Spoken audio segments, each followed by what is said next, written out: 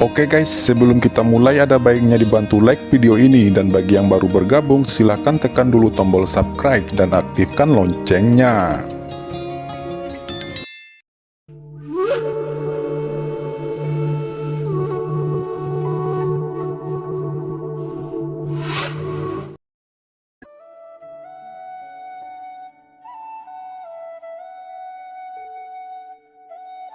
Antara lain, 5 harta dari 5 rahasianya saja sudah cukup untuk membuat seorang guru suci cemburu dan menjadi gila, belum lagi lempeng giok semestanya, yang mencakup vena suci guru suci dan pohon iblis 10.000 alam. Termasuk Chen Sisi sekarang disembunyikan di sini, jika ditemukan, itu akan menjadi masalah. Untungnya, Lord Yao Guang tidak menemukannya. Tapi tidak tahu mengapa, Qin Chen memiliki perasaan bahwa Tuan Suci Yao Guang tidak benar-benar memata-matainya dengan serius. Jika tidak, dengan kekuatan tingkat Tuan Suci, tidak mungkin menyembunyikannya dengan mudah. Perasaan ini sangat tidak bisa dijelaskan, tetapi Qin Chen sangat yakin dengan intuisinya. Qin Chen berkata, "Tuan Menteri benar-benar bijaksana. Saya tidak tahu warisan apa yang saya dapatkan, tetapi orang yang mengaku sebagai jejak para dewa yang ditinggalkan oleh pemimpin klan kuno, menunggu seseorang yang ditakdirkan, dan murid itu lulus ujiannya sebelum dia wafat." Kata Qin Chen mengatakan setengah benar dan setengah salah. Apa? Ternyata apa yang didapat Qin Chen di alam roh mati adalah warisan dari patriark klan kuno. Ada petualangan seperti itu, tidak heran itu sangat sengit. Kepala klan jelas merupakan master suci yang kuat, dan dia bukan master suci biasa. Bahkan jejak pemikiran ilahi ini adalah petualangan yang sulit ditemukan selama ratusan juta tahun. Apakah Qin Chen ini memperolehnya? Ucap Penatua Agung akhirnya mengerti mengapa Qin Chen begitu tirani. Awalnya, dia berpikir bahwa Qin Chen hanya mendapatkan warisan biasa dari klan kuno, tetapi dia tidak berharap bahwa apa yang dia dapatkan adalah warisan dari patriark klan kuno. Tuan Suci Yao Guang menghela nafas panjang dan berkata, klan kuno dapat dianggap sebagai ras yang agak kuat di zaman kuno, dan patriark kuno adalah orang kuat yang terkenal di surga kuno. Secara tidak terduga, itu dimusnahkan di sungai panjang sejarah. Selama bertahun-tahun, itu telah berubah menjadi debu. Orang-orang kuat ini bahkan dikagumi oleh Holy Lord. Selama bertahun-tahun yang tak terhitung jumlahnya, saya tidak tahu berapa banyak orang yang telah membobol reruntuhan kuno dari domain jiwa yang mati, ingin mendapatkan warisan kuno ini, secara tidak terduga bahwa itu akan jatuh pada Anda pada akhirnya. Ini juga kehendak Tuhan, ucap Tuan Suci Yao Guang melirik Qin Chen dalam-dalam, dan berkata kepada Penatua Agung, "Penatua Agung, Qin Chen telah menerima berita dari penguasa Desolate, dan hanya Anda dan saya yang tahu bahwa berita ini harus diblokir dan tidak boleh diketahui orang lain. Bicara saja tentang warisan yang dia dapatkan dari orang kuat biasa dari klan kuno, jika tidak, banyak orang akan menemukannya dan akan sulit baginya untuk hidup." "Ya Tuan Menteri," jawab Penatua buru-buru berkata dengan hormat. "Terima kasih Tuan Menteri," ucap Qin Chen berkata dengan penuh terima kasih. "Tidak apa-apa, kamu adalah muridku dari Tianzuo, dan Tianzuo secara alami ingin melindungi keselamatanmu." Guru Suci Yao Guang tersenyum lalu melanjutkan, "Namun, saya melihat ada aura lain di tubuh Anda, pedang itu menjulang ke langit, dan pedang pembunuh dan penghancur yang Anda gunakan sebelumnya, juga dengan perasaan perubahan kuno, melawan langit. Jika saya kira benar, apa yang kamu dapatkan di alam jiwa mati bukan hanya warisan dari master kuno, tetapi juga warisan dari master pedang tertentu kan?" Ucap Tuan Suci Yao Guang berkata sambil tersenyum tetapi tidak tersenyum. Qin Chen mengedipkan matanya dan berkata dengan hormat, "Menteri itu bijaksana, bawahan ini memang telah menerima warisan ahli kendo, tetapi ahli kendo melihat bahwa saya adalah seorang jenius kendo, jadi dia mewarisi niat pedang tertinggi ke saya. Itu dibagi menjadi 3 alam, alam pedang pembunuhan, kehancuran, dan keabadian. Namun, setelah master pedang memberi saya serangkaian niat pedang ini, dia menghilang, dan murid ini tidak tahu asal-usulnya." Benar saja, Wajah Yao Guang tiba-tiba berubah dan berkata, "Niat pedang abadi. Sebenarnya ini adalah niat pedang legendaris, niat pedang tertinggi dari ilmu pedang surgawi kuno Paviliun Pedang Tongtian. Apakah master pedang itu bernama Master Pedang Abadi?"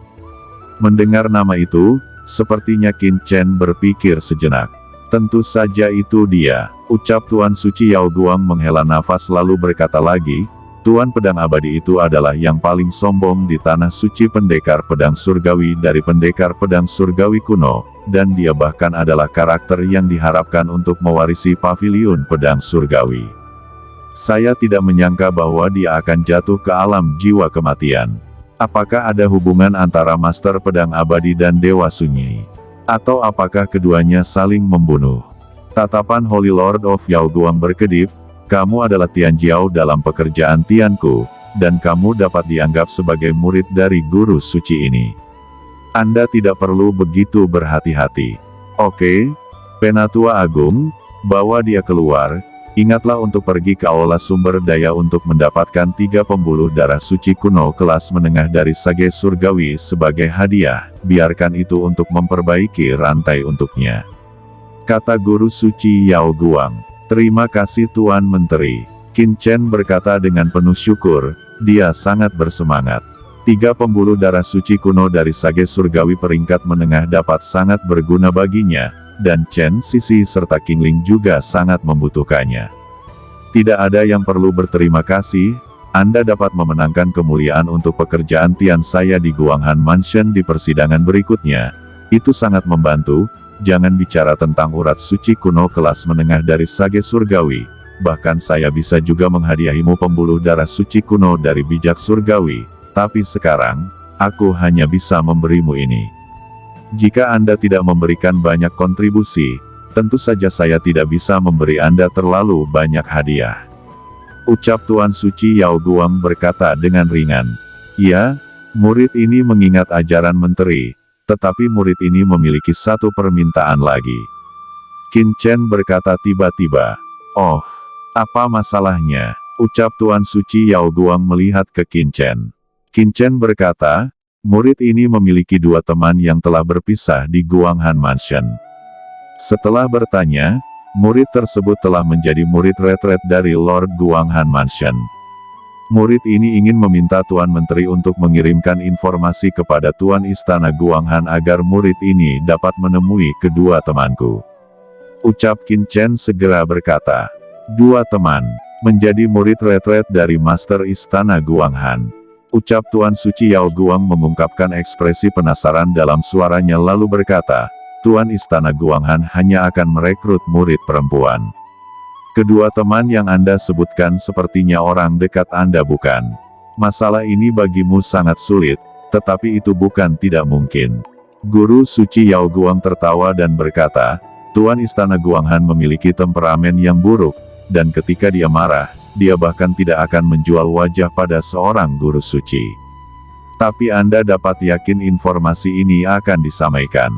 Jadi, Anda kembali dulu. Master Suci ini masih memiliki beberapa hal untuk ditangani. 3 hari kemudian, Master Suci ini akan membawa Anda ke Guanghan Mansion melakukan perjalanan untuk bertemu dengan Master Guanghan," ucap Lord Yao Guang. "Kalau begitu terima kasih Tuan Menteri." Qin Chen sangat gembira. Meskipun kedengarannya sangat sulit, selama Menteri turun tangan, dia akan bisa melihat Qian Su dan Ruyu, dan dia akan merasa lega. Adapun hal-hal lain, jika Tuan Istana Guanghan harus menahan Qian Su, dia juga akan membuat pihak lain menyesali keputusannya. Tuan Suci Yao Guang melambaikan tangannya, dan tiba-tiba, cahaya pelangi yang terang muncul dan berubah menjadi jembatan, mengirim Qin Chen dan Penatua Agung keluar. Setelah Tetua Agung dan Qin Chen pergi, mata Lord Yao Guang tiba-tiba menjadi galak, melihat dengan serius ke arah yang ditinggalkan Qin Chen. Selain nafas Master Pedang Abadi dan Dewa Sunyi, tampaknya ada aura kuat yang tersembunyi pada anak ini. Apalagi ada banyak kabut di tubuhnya, dan pasti ada rahasianya. Yang paling penting adalah putra ini benar-benar mendapat perhatian dari markas besar, dan ada perintah misterius dan anonim dari tingkat tertinggi markas. Hanya yang teratas di markas besar yang memenuhi syarat untuk meneruskan pesanan itu. Siapa Qin Chen ini? Di Guanghan Mansion ini, dia bisa mendapatkan perhatian dari markas tingkat tertinggi. Gumam Tuan Suci Yao Guang juga memiliki kejutan di hatinya. Dia samar-samar merasa bahwa apakah dia bisa kembali ke markas Tiangong atau tidak. Mungkin Qin Chen adalah kunci yang sangat penting. Karena itu, dia belum pernah menggunakan kekuatan gaibnya sebelumnya dan mencari Qin Chen secara agresif. Karena ada perhatian markas tingkat tinggi, maka identitas Qin Chen secara alami tidak akan menjadi masalah. Secara alami, tentu Qin Chen tidak tahu semua ini. Dia hanya terus mengikuti tetua agung untuk menerima pembuluh darah suci kuno, dan kemudian membawa Ao Qingling dan beberapa orang kembali ke guanya di puncak Qingtian. Qin Chen berkata, "Cimei, mulai sekarang, kamu akan tinggal di puncak Qingtianku untuk memperbaiki rantai. Seharusnya itu jauh lebih kuat daripada rumah gua Anda sendiri untuk memperbaiki rantai di sini." "Terima kasih Sao Chen," kata Cimei buru-buru membungkuk kegirangan. Dia tahu bahwa dia telah mengambil kesempatan itu. Chen Sao adalah sosok yang bahkan pernah melihat menteri. Sebenarnya sangat sedikit orang yang dapat bertemu langsung dengan menteri, bahkan beberapa orang terkemuka. Banyak penatua belum pernah bertemu menteri. Kemudian Qin Chen mencapai kedalaman gua dan mulai memperbaiki pagoda ubin 7 harta karun. Di pagoda kaca 7 harta karun ini, dengan warisan kaisar artefak kuno, tidak mudah bagi Qin Chen untuk menyempurnakannya. Sampai sekarang, itu hanya ditekan, belum semua dimurnikan. Namun, Qin Chen tidak bisa menahannya sama sekali. Dalam buku asal-usul pikiran Qin Chen, banyak jenis teknik pemurnian telah muncul. Bahkan tanpa teknik penambalan langit, Qin Chen memiliki banyak cara untuk memperbaiki menara kaca berlapis 7 harta karun ini.